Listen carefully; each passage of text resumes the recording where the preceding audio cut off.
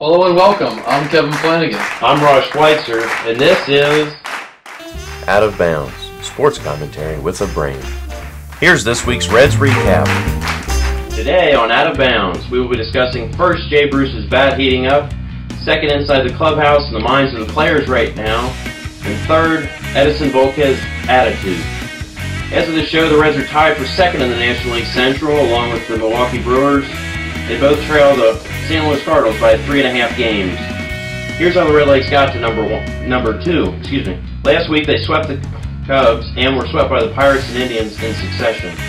Here's Cincinnati's schedule for the upcoming week. Currently, they're in a 4-game series with the Philadelphia Phillies. This weekend they will have a 3-game set with the Atlanta Braves.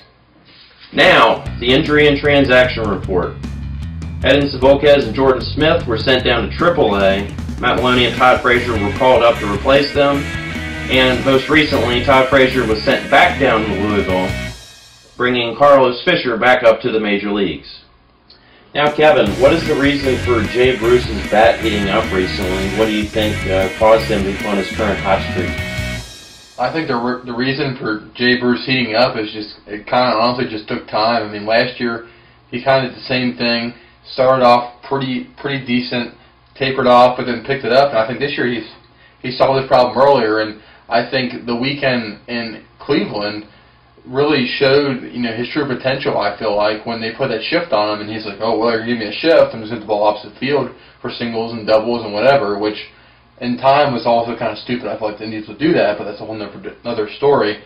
But I think Jay might have honestly helped by the Reds struggling by looking at seeing what Joey Votto was doing wrong, or Drew Stubbs, or Hannigan, or whoever. I think that he benefited from them possibly struggling as well. And I think, honestly, is all he needed was a few good games to give him confidence, because I think he was kind of pressing the whole season, and you can tell that, a.k.a. Johnny Gomes right now is kind of in the same boat. But I think Bruce is obviously a better player, and I think he probably honestly listens better to people. He's a little bit younger than Johnny Gomes, and he hasn't really been through the thick of his career yet. So I think, honestly, for Bruce, I think maybe somebody really got to him, or he just learned from others, possibly. That's why I feel like why he's doing better. And honestly, I don't see him really getting back to the 250s or 240s. I think he can honestly stay in the 280s, where he's at 281 now. I think he'll stay in that range and maybe creep up to the 290s or 300s for the rest of the season. Moving on, what is going on in the minds of the players right now, Kevin? I mean, what do you think is going on in the clubhouse currently with the rough stretch that the Reds are having?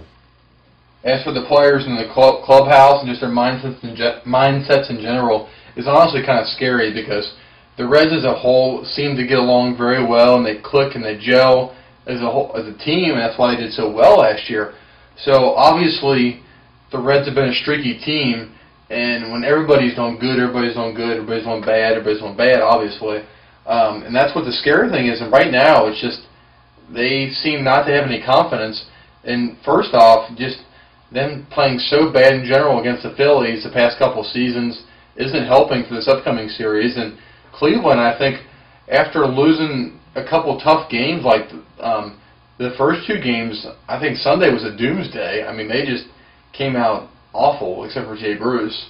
I mean, so it's just Dusty Baker is really going to be the key to the rest of the season. I feel like him and just all the coaches, just to get these guys' minds right and give them confidence again, because obviously these guys have the talent, they have the mindsets. They showed it last year that they can beat anybody and they can win the division and get to the playoffs.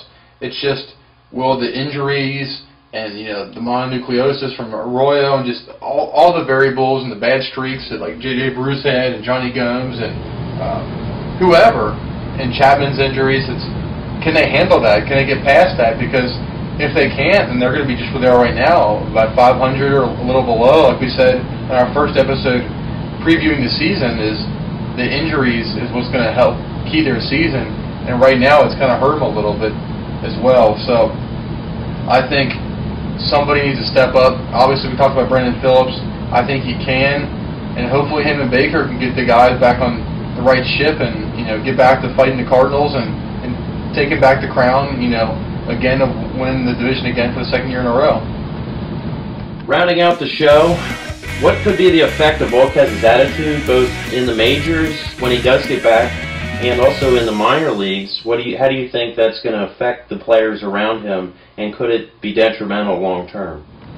I feel like the effect of Edinson Volquez's comments will honestly be very much more negative than positive. I mean, the only positive aspect I feel like is that maybe he'll get reamed enough in Louisville by their coaches and obviously by Dusty Baker and Castellini and whoever. I'm sure everybody's talked to him. And it'll hopefully just show him that, hey, you're not Mr. Nolan Ryan, you're not Randy Johnson, you're just Edinson Volquez, and you should be fortunate enough that you're in the major leagues. And I think that could be the best thing.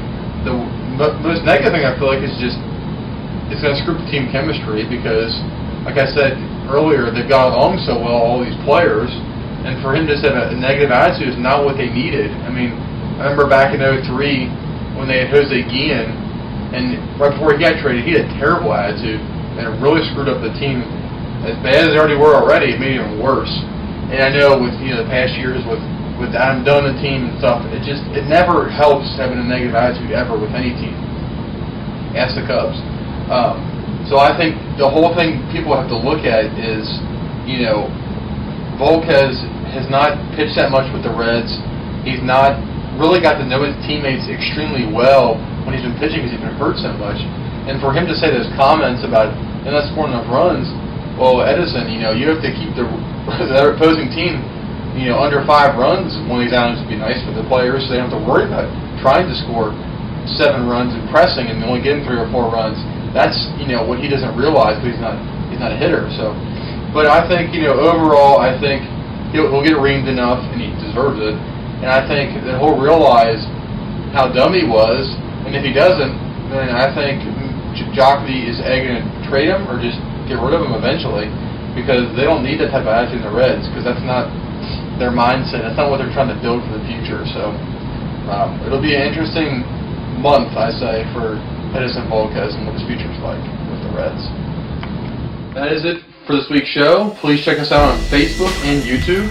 For Kevin Flanagan and myself, good night, Cincinnati. Yeah!